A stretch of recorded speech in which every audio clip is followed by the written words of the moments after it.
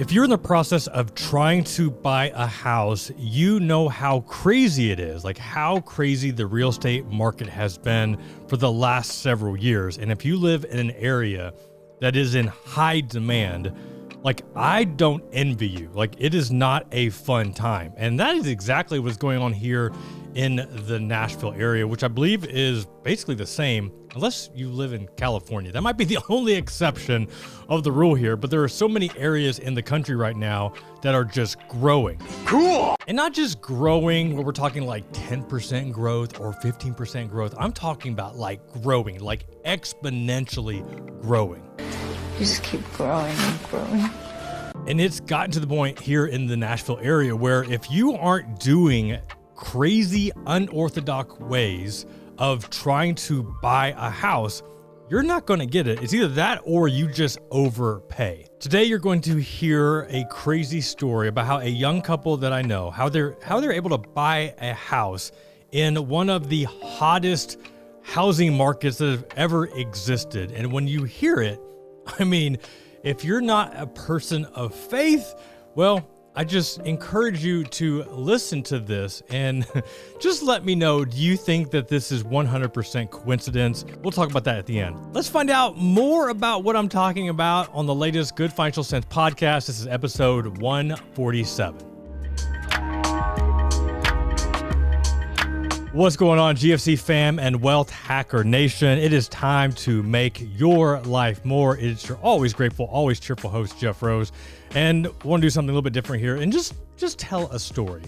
Just share a story that I just feel like I have to share. Now, I almost brought this guy on to share the story, but there may be another reason or another story that he can share that I think is even, I won't say crazier than this one, but he can add on to the story I'm going to share right now. So talking a little bit about the real estate market, like I am so grateful that when we chose to move to the Nashville area, that, I mean, it was a booming time, but it wasn't like it is right now. Like real estate prices have almost, I'll say 3x or 4x, depending on where you live. Like here, like whether you're in closer to Nashville, if you're in the Brentwood, you're the Franklin area. I mean, there's all these little sub pockets, right?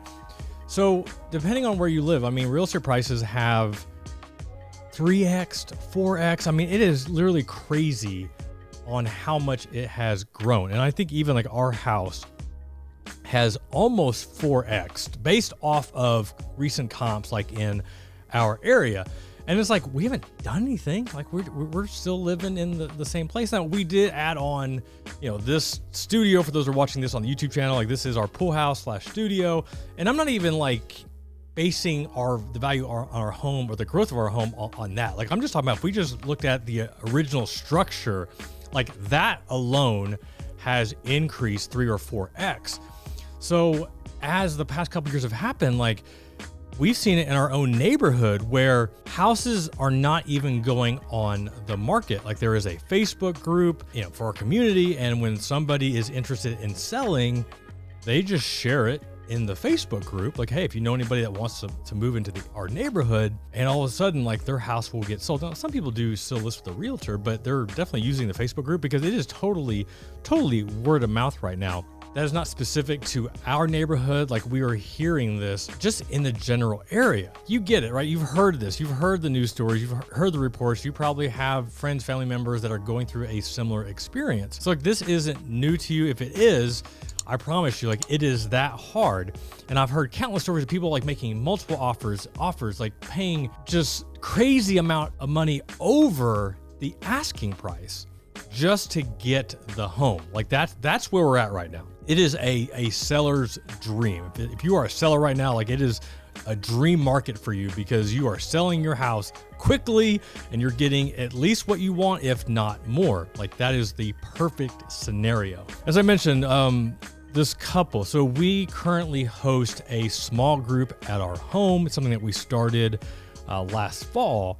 And through this small group, we've been able to meet a lot of cool people. Many of them are new to the area. I mean, Nashville is just so many new people coming in. These people are not from California, unlike a lot of the people that we do meet. They moved here from the East Coast. They're one of the rare people. It seems like everybody that we meet is either moving from California, like 75%, the other percentage, there might be another percentage that are Illinois, and then everybody else is coming from all over. So they're in the minority as far as where they're moving from. So they moved here and they did not have a house, like the idea, because they didn't know exactly where they wanted to live yet.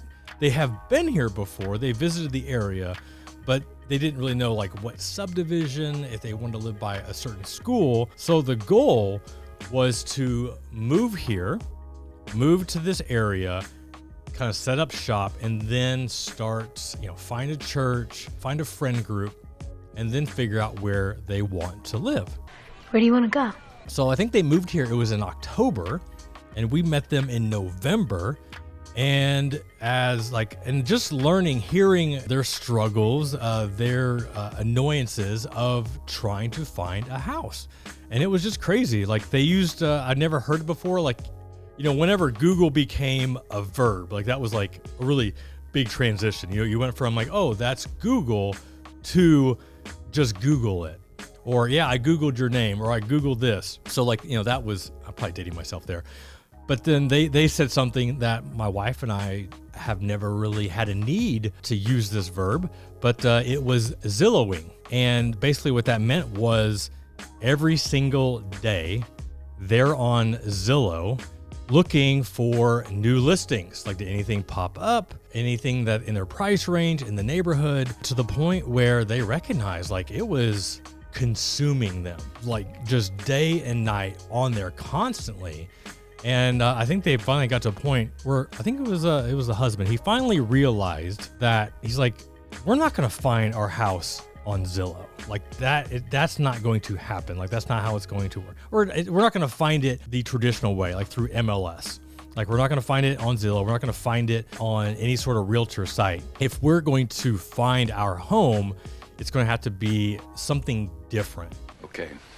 So this is where the story starts to get fun. So we're in our small group and they're sharing the whole Zillow-ing experience, and just how, just having to put it in God's hands so that God is going to provide the house that they need for their family, and just kind of letting that go, but also recognizing like you still have to do some work, right? You can't just sit back and think that God's just going to like drop a house in your lap. I mean, I don't know, like we could debate that, but so they just shared that in small group. And then there was another couple that also moved here from the area, or into the area, and they moved here from, you guessed it, California.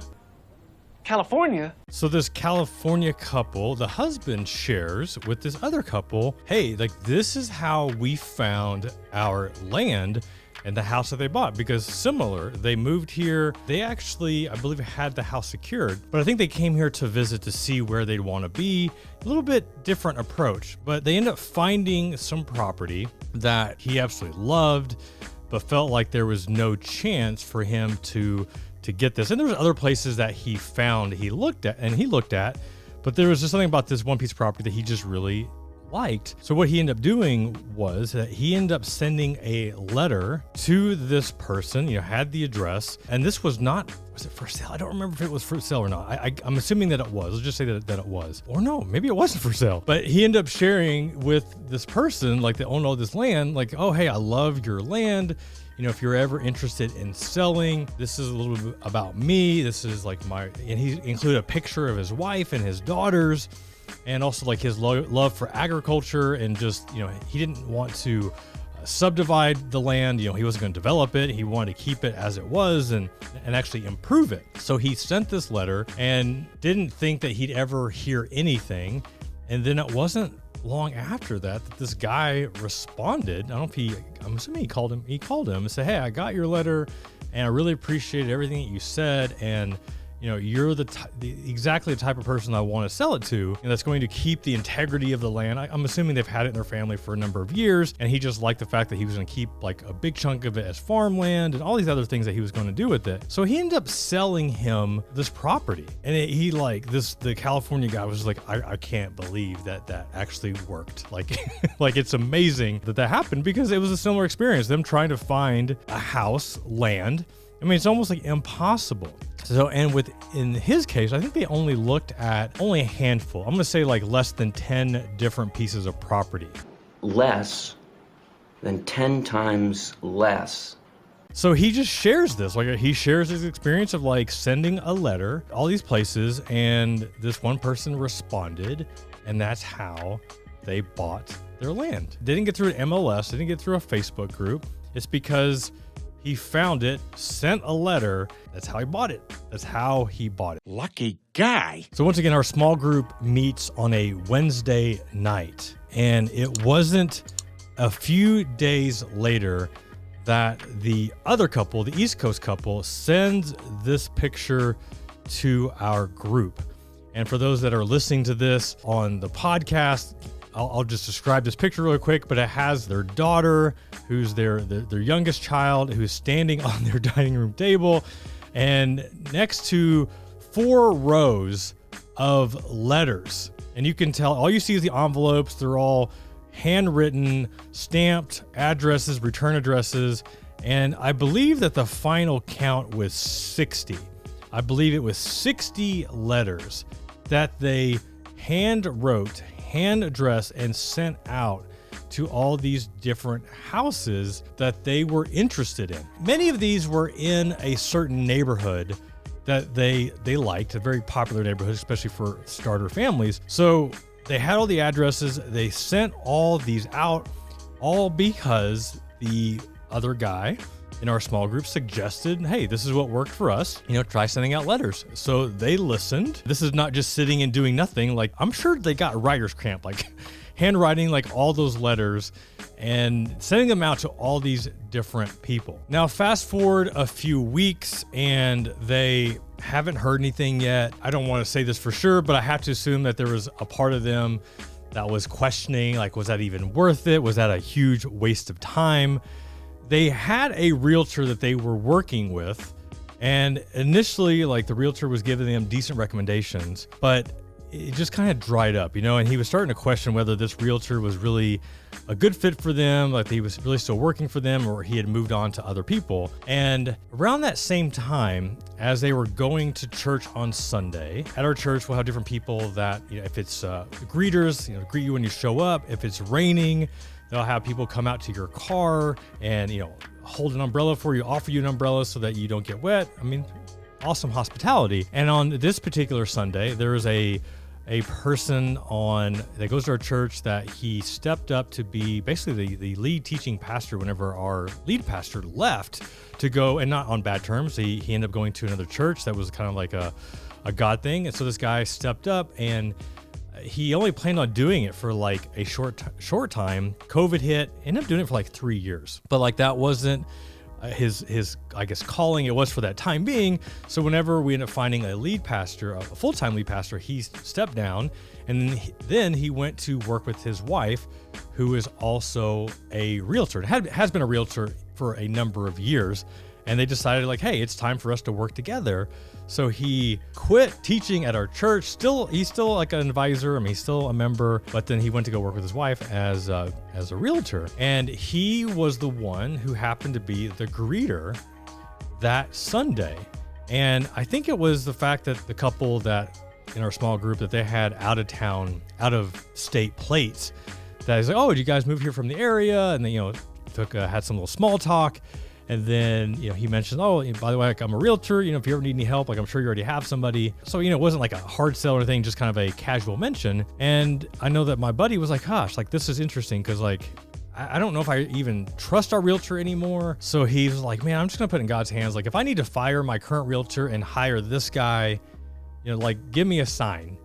And the very next day, literally the next day, or maybe 2 days later, within 48 hours, their current realtor gave them a recommendation for this house that was $150,000 more, like beyond their price range, was 30 minutes farther than they said they wanted to be. And he's looking at this and he's just like asking himself, he's like, does this realtor even like know who I am anymore? Like, this is nothing at all what we've talked about. And it felt like the guy was just throwing him a bone just to kind of keep him happy, pretending that he's still working for him. So he took that as a sign that he needed to fire that realtor and hire the realtor that he met at our church. You're hired.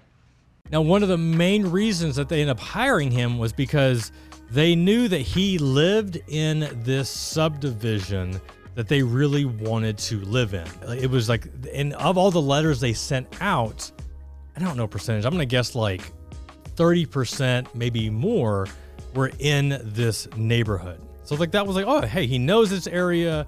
Maybe he knows somebody. Like this would be a good realtor to hire, since he knows all these houses. So this realtor, even though he's new as far as like, being an actual agent, his wife's been doing it for a number of years. Like he also understands if you want to find a house for a buyer, like you have to work.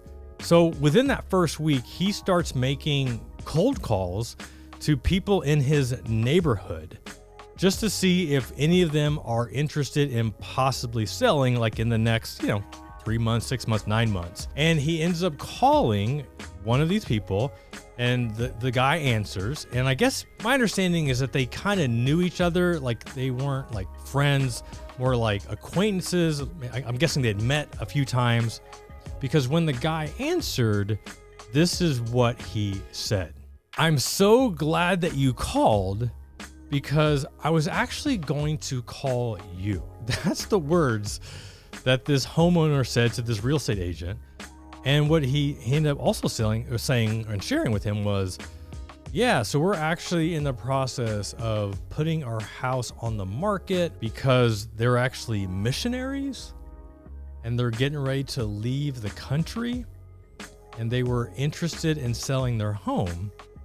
And this all started in January-ish, like when I guess God had placed it on their heart that it was time to sell this house, give it to another couple so that they could go be missionaries. And I forgot exactly where they were going, but that was their story and why they were looking to sell.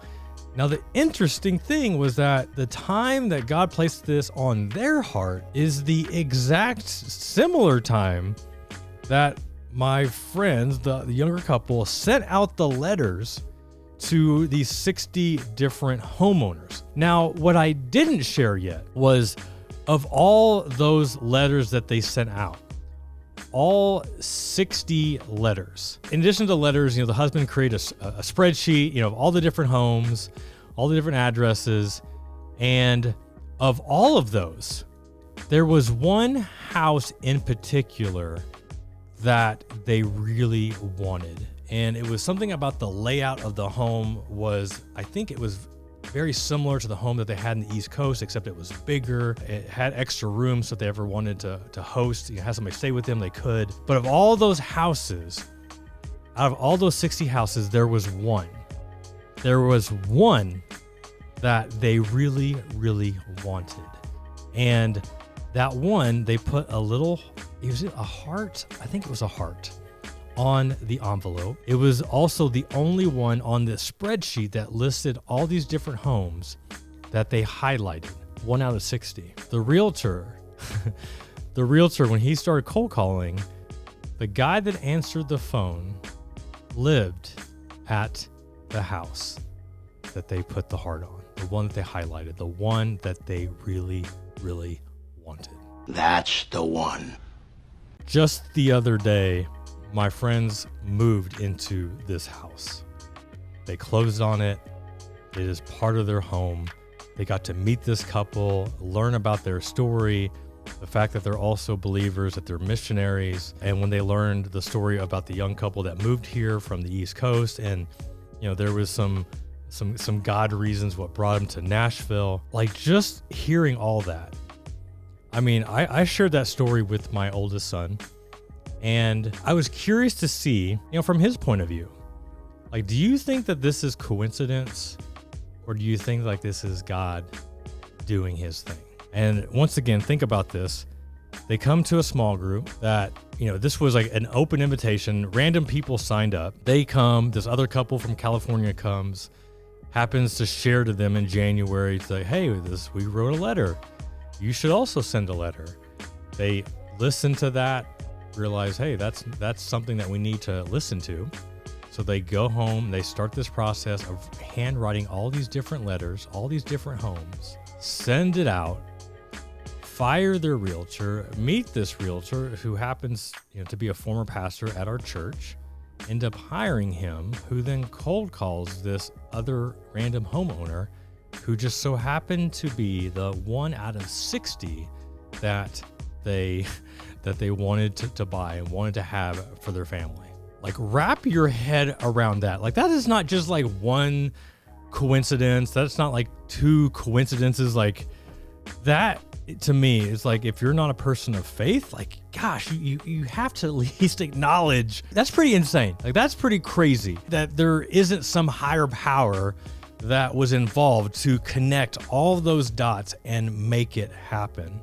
So I was really proud, like when I shared the story with my oldest son, I was like, do you think that was coincidence? Or do you think that, that God had his hand in that? He's like, I don't see how God didn't have his hand. Like, there was too many different factors going on. I'm like, yeah, dude. And like, I have personally witnessed a lot of amazing miracles in my life and in other people's lives.